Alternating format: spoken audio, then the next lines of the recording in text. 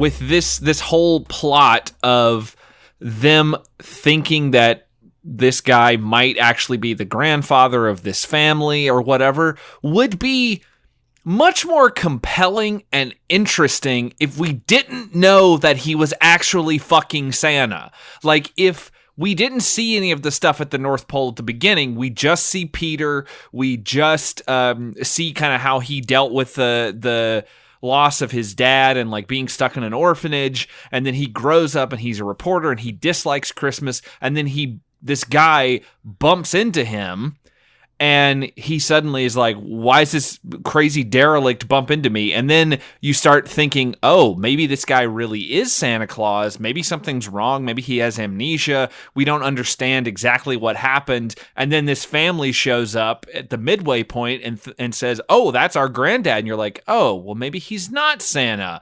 Like, put some fucking mystery in your movie. Give us some tension, some drama. But instead, this family shows up and you're like, we know that he's not their granddad. Why are they doing this?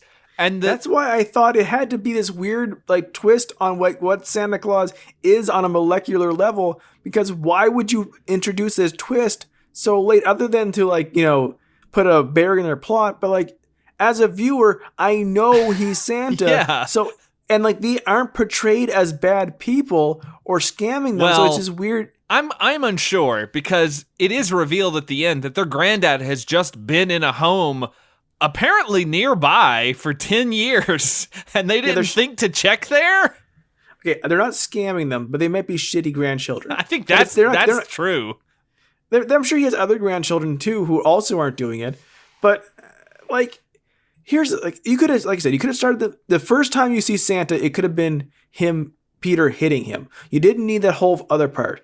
In fact, get rid of the fucking elves. I hate the elves in this movie. Oh my God, they are the fucking worst. That scene with them and Red Green, I hated it. I absolutely hated it. When they show up with their fucking their fucking slingshots and their chomping walking teeth, and I'm just They have the same weapons as the fucking Joker.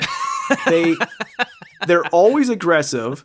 They're not like Tommy Davidson is just angry all the time, and he's up pitching his voice. He's angry and aggressive. The other three are dumb. One looks like a young Bobby Monahan. Yes, he does. Yes. Which I could not wrap my brain around the fact that it was not Bobby Monahan. Like, it could not fucking figure this out. Like, and like I expected, because of what we went through before, like I would look him up online and his name would be Ted Monahan, and he's from Canada. He's like the Canadian version of this other actor. Yes.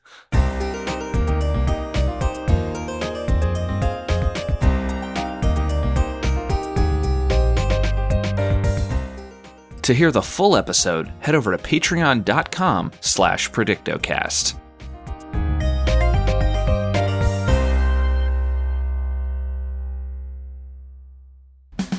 On the Story Song Podcast, we closely examine the story of famous story songs. We'll walk you through the lyrics you've heard 1,000 times, but have never thought about. Leave it to us, because we overthink everything. Spread the word around. Guess who's back in town? Why is this my job?